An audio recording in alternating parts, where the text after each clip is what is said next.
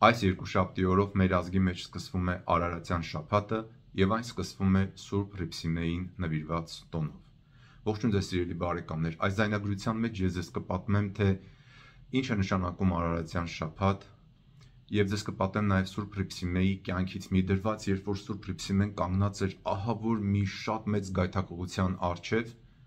եւ խնդրեց Տեր Հիսուս Քրիստոսին, եւ թե ինչ խոսեց Տեր Հիսուս Քրիստոսը նրա հետ։ Իսկապես որոտի ձայնով Տեր Հիսուս Քրիստոսը խոսեց Հռիփսիմեի հետ։ Ձեզ կպատմեմ, թե դա ինչ ազդեցություն ունեցավ նրա շուրջը կանգնած չար ամբոխի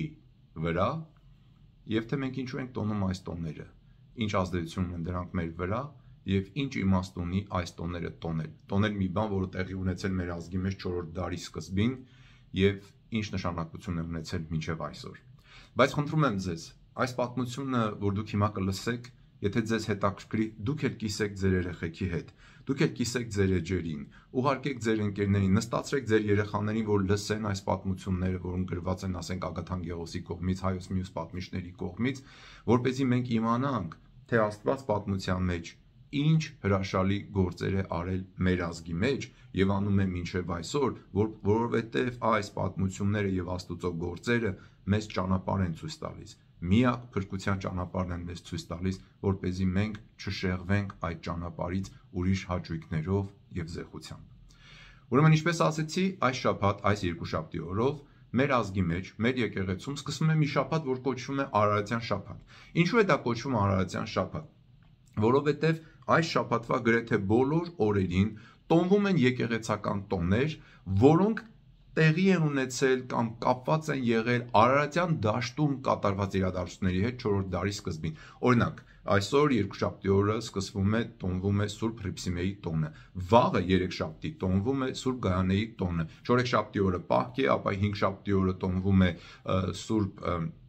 Հովանես Մկրտչի եւ Աթագենյա եպիսկոպոսի տոնը, թե ինչու եւ ինչ կապ ունի դա Արարատյան շաբաթի հետ, միգուցե հինգշաբթի օրվա ձայնագրության մեջ ես ձեզ կպատմեմ։ Ուրբաթ օրը նորից Պահք է, շաբաթ օրը Ելնի Վիրապ է, իսկ Կիրակի օրը Սուրբ Էջմիածնի տոնն է։ Ուրեմն դա այդ պատճառով էլ այս շաբաթը կոչվում է Արարատյան շաբաթ, եւ Արարատյան շաբաթը սկսվում է Սուրբ Հռիփսիմեի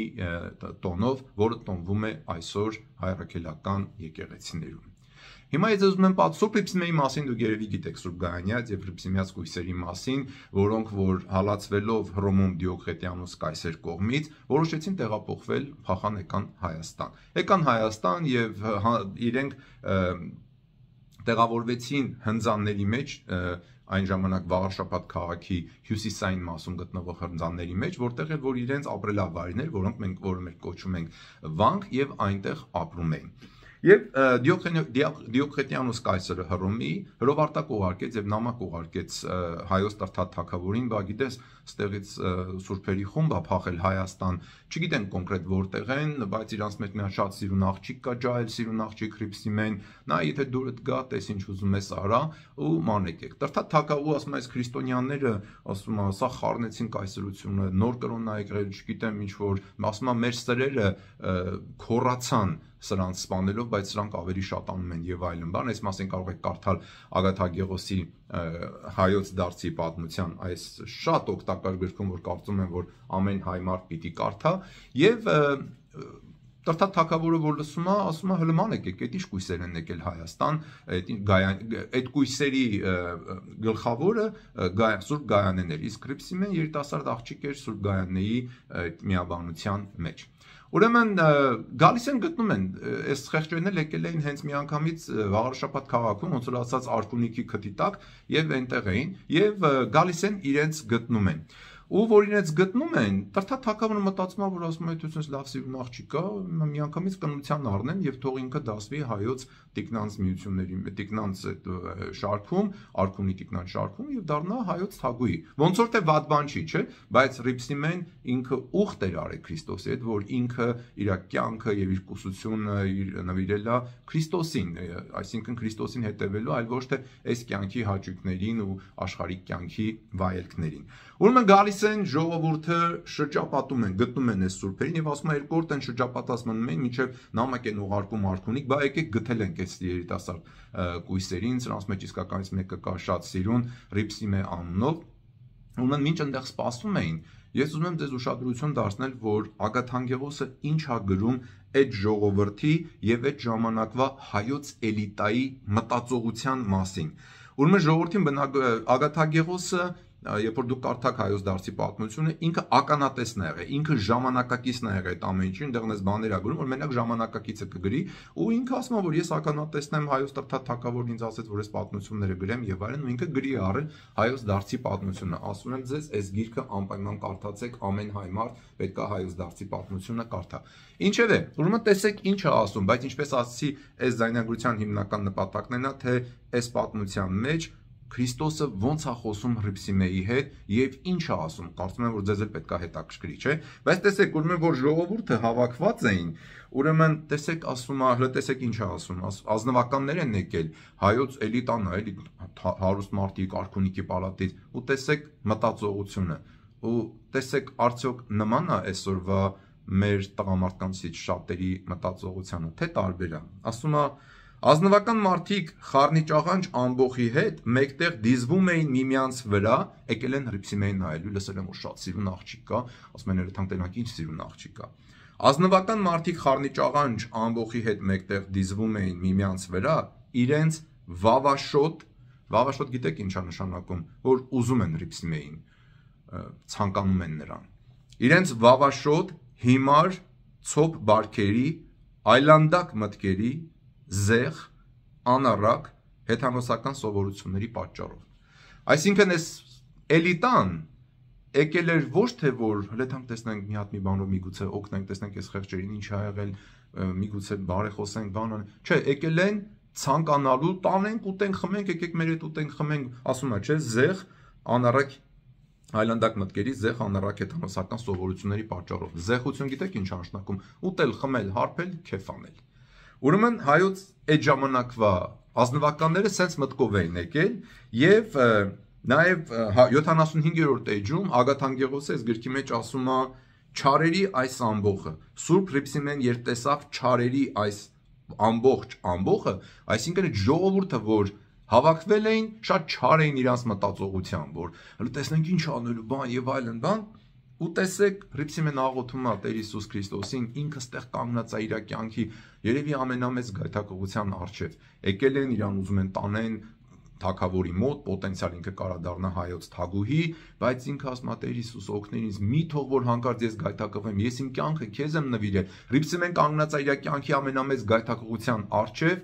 ու մեկ էլ երկնքից խնդրում է Քրիստոսին, որ իրեն օգնի, զգոն մնա, հավատի մեջ հաստատուն մնա, ու մեկ էլ երկնքից մի որոտ է գալիս, նա հազարավոր չար մարդիկ են կանգնած, այդ վավաշոտ, զեղ, այլանդակ մտքերով ազնվականներն են կանգնած ու երկնքից մի հատ որոտ է գալիս։ Ես հիմա ուզում եմ ձեզ պատմել, թե Ագաթանկեղոսը ինչ է գրում, թե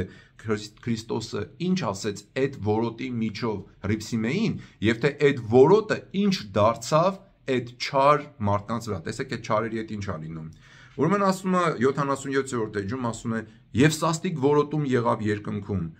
ամբողջ ամբոխը ահաբեկվեց, վախեցան։ Եվ մի ձայն լսվեց, որ ասում էր նրանց, թե զորացեք, այսինքն Հռիփսիմեաց եւ Գայանյաց կույսերին մի ձայն լսվեց, որ ասում էր. զորացեք, պինդ կացեք, քաջալերվեցեք, քանզի ես ձեզ հետ եմ։ Պահեցի ձեզ ամեն ճանապարհներում անարատ վիճակում ձեզ բերի հասցրի մինչև այս տեղերը, այսինքն ես ձեզ Հռոմից բերեցի հասցրի մինչև Հայաստան, բերեցի հասցրեցի մինչև այս տեղերը, որպեսզի այստեղ եւս փառավորվի իմ անունը հյուսիսային կողմերի հեթանոսների առջև։ Այսինքն Տեր Հիսուս Քրիստոսը Գայանյաց եւ Հռիփսիմեաց կույսերին հատուկ նպատակով բերել է հասցրել է Հայաստան, որ այստեղ էլ նույնպես հյուսիսային հեթանոս ազգերի մեջ փառավորվի իր անունը։ Ու ասում է Քրիստոսը. մանավանդ դու Հռիփսիմե, արդարև ըստ քո անվանը մահվանից դեպի կյանք նետվեցիր։ Ինչի ասենց ասում, որովհետև Հռիփսիմե հունարեն նշանակում է նետվել։ Ու Քրիստոսն ասում է քո անունը Հռիփսիմե է, որովհետև դու մահից դեպի կյանք ես նետվել, հավիտենական կյանք ես նետվել։ Ընկերակցյալ Գայանեի ու քո սիրելիների հետ։ Ու Քրիստոսը շարունակում է ասում է. մի վախենակ, այլ կգաք այնտեղը, որ ես ու իմ հայրը պատրաստել ենք, այսինքն երկնքի արքայության մեջ, ուրախության անքննելի տեղը ձեզ եւ նրանց համար, որոնք մի անգամ ձեզ նման կլինեն, այսինքն ով որ մի օր եւս ձեր պես այսպես հավատքը կվկայի, նույնպես կգան երկնքի արքայության մեջ։ Ու քիչ հետո ես այս մասին խոսելու եմ, ասելով թե ինչու ենք մենք այս տոնը տոնում եւ ինչ ա մեզ սովորեցնում այս ամեն ինչը, ինչու ենք մենք այս ամեն ինչը հիշատակում։ Այսքանն է ասում Տեր Հիսուս Քրիստոսը, ու տեսեք այդ հիշում եք, որ Աստծի ձայն որոտաց, շարունակում է Ագաթագեղոսը։ Այնպես երկար որոտաց, մինչև որ մարդիկ նրա ահից թմրեցին։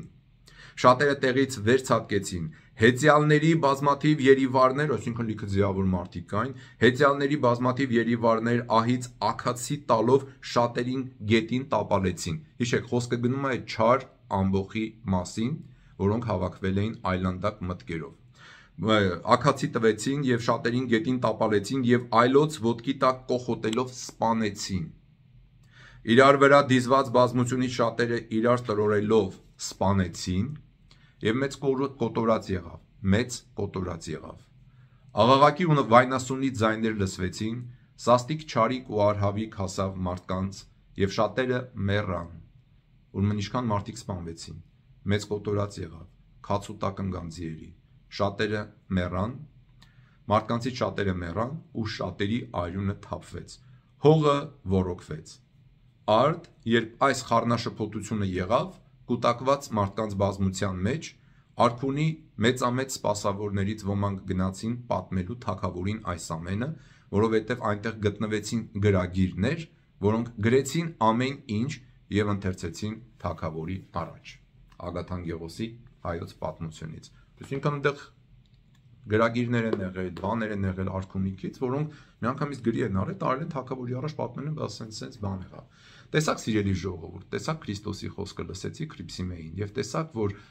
այդ խոսքը որոտի մեջից սուրբ մարդու համար հրավեր եղավ դեպի երկնքի արքայություն, բայց չար, վավաշոտ, ուտող խմող հարբեցող, զեղ, այլանդակ մտքերով ամբողի համար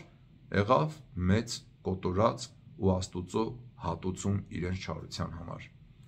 Հիմա հետո գիտեք պատմությունն է երևի, թագավորը զորով բերում է Հռիփսիմեին պալատ, փորձում է բռնաբարել, չի կարողանում, դաժե զարմանում, ասում է, ես իմ ուժի տեր մարդը ոնց չեմ կարողանում, ով ա օգնում ես ջահել աղջկան, որ ես չեմ կարողանում իրեն բռնաբարել։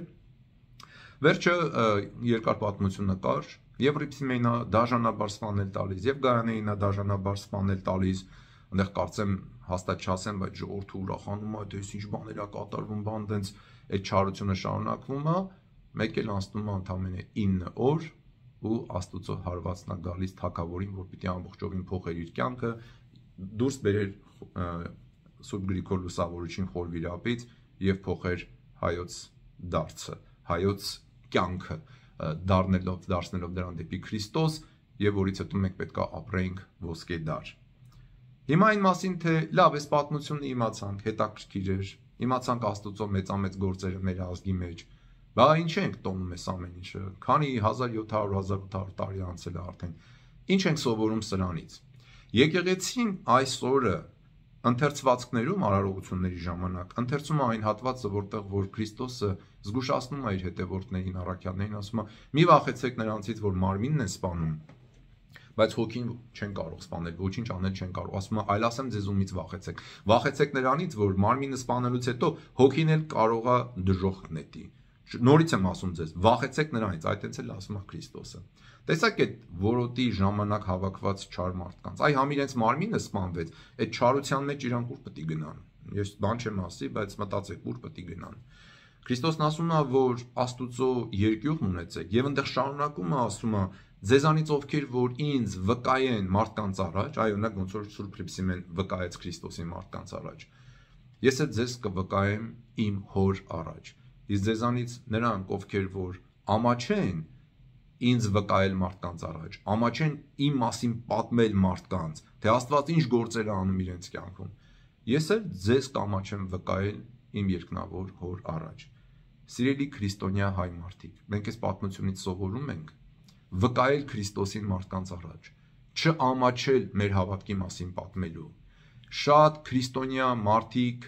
կամ որ իրանք ընդհանրապես չգիտեն իրանք ինչ են, ամաչում են խոսել իրենց հավատքի մեջ։ Ու սենց մի բան կա տարածված, որ հավատքը շատ անձնական բան է, ոչ հավատքը անձնական բան չի։ Քո հավատքի միջոցով ես իմանում եմ, թե դու ով ես։ Քո հավատքի միջոցով, երբ որ դու պատմում ես ինձ քո հավատքի մասին, ես իմանում եմ, դու պրոստը հավատում ես, որ Աստված այնտեղ կա, բայց դե ինքը իր համար ես իմ գործերն ունեմ, ինչ ուզեմ կանեմ։ թե դու Աստուծո երկյուղն ունես, թե դու կպատմես մարդկանց Քրիստոսի մասին, թե դու կվկայես Քրիստոսի մասին մարդկանց, դրանից ես իմանում եմ, թե դու քո կամքի հետևից գնացող մարդ ես, թե Աստուծո երկյուղ սերն ունենալով Քրիստոսի հետևից գնացող մարդ ես, դու կվկայես Քրիստոսին, թե կամաչես ասելով իմ հավատը իմ սրտի մեջ է, դա շատ անձնական բան է, ոչ, հավատքը անձնական բան չի։ Այս այնք մենք սովորում այսօր, սիրելի բարեկամներ, Սուրբ Հռիփսիմեի պես, երբ որ մենք կանգնած լինենք կյանքի գայթակղությունների առաջ, որ մենք կանգնած ենք ամեն օր, չտրվել այդ գայթակղություններին, եւ իմանալ, որ մենակով մենք չենք կարող այդ գայթակղություններին հաղթել, կանչել Քրիստոսի անունը, ինչպես Հռիփսիմեին կանչում Քրիստոսի անունը, կանչել ասել Տեր Հիսուս Քրիստոս, մի թող որ տրվեմ այս գայթակղությանը, այլ օգնիր ինձ, հաստատուն պահիր ինձ հավատքի մեջ, հաստատուն պահիր քեզ նվիրվածության մեջ, զգոն պահիր ինձ, զգաստ պահիր ինձ իմ զգացմունքների եւ իմ հավատքի մեջ։ Եվ Քրիստոսը պատասխանում է ու ասում է. մի վախեցեք, ես ձեզ հետ եմ, բերել եմ հասցրել եմ հավատքի միջև այս կետը, այստեղից հետ անելու եմ այն տեղը, որտեղ որ իմ հայրը եւ ես պատրաստել ենք ձեր համար եւ այն մարդկանց համար, ովքեր ձեր նման կյանք են ապրելու, ինձ վկայելով մարդկանց առաջ իրենց խոսքով, իրենց գործով, իրենց վարքով։ Եղավ ժողովուրդ ջան, սրանք շատ կարևոր բաներ են։ Հետևեցեք այս ամեն ինչին, սովորեք ու սովորեցրեք ձեր երեխաներին։ Աշխարհը շատ չար օրեր է ապրում։ Հատուցման օրեր են մի տեսակ, դատաստանի օրեր են մի տեսակ։ Ժամանակը շատ քիչ է, շատերի համար ժամանակը շատ քիչ է։ Դարձեք դեպի Քրիստոսը, կանչեք Քրիստոսի անունը։ Եթե չգիտեք ոնց աղոթել, ասեք Տեր Հիսուս օգնիր, ես ոչ մի բան չգիտեմ, օգնիր ինձ Տեր Հիսուս։ Կանչեք Տեր Հիսուսի անունը, որտեղ դարձը ու ապաշխարությունը լինում է միայն աղոթքով, սկսվում է աղոթքով, շարունակվում է մեղքերի խոստովանությամբ, ապա ամեն կիրակի եկեղեցի գնալով, մարդկանց ներելով, մարդկանցից ներողություն խնդրելով եւ Աստուծո հետ մշտական խոսակցության մեջ լինելով եւ Քրիստոսի հետևելով, նրա պատվիրանները պահելով, իսկ դու ոնց պահես նրա պատվիրանները, եթե չգիտես, ուրեմն Աստվածաշունչը կարդալով։ Դրեք, սկսեք ամեն օր Աստվածաշունչը կարդալ, վերցրեք ձեր ձեռքը եւ կարդացեք Աստվածաշունչը, որպեսզի ապրեք Աստվածահաճո կյանք, որովհետեւ տեսեք, բարձրացրեք ձեր աչքերը ու տեսեք ինչ է կատարվում աշխարհում։ Դե լավ, սիրելի բարեկամներ, հուսով եմ այս ձայնագրությունը ձեր համար օգտակար եղավ, եթե այո, դուք էլ կիսեք ձեր էջերին, դրեք ձեր երեխաները թող լսեն, ձեր երիտասարդներին ասեք երեխեք նստեք մի հատ լսեք այս ամեն ինչը, որ իրանք էլ մտածեն։ Էլ չգիտեմ ինչ ասեմ։ Ողջ եղեք, Աստված օգնական ու պահապան մեզ բոլորիս, մեր ազգին, մեր եկեղեցուն եւ մեր Տեր Հիսուս Քրիստոսին, Հոր եւ Սուրբ Հոգու հետ միասին, փառք, իշխանություն եւ պատիվ, այժմ եւ միշտ եւ հավիտյանս հավիտենից։ Ամեն։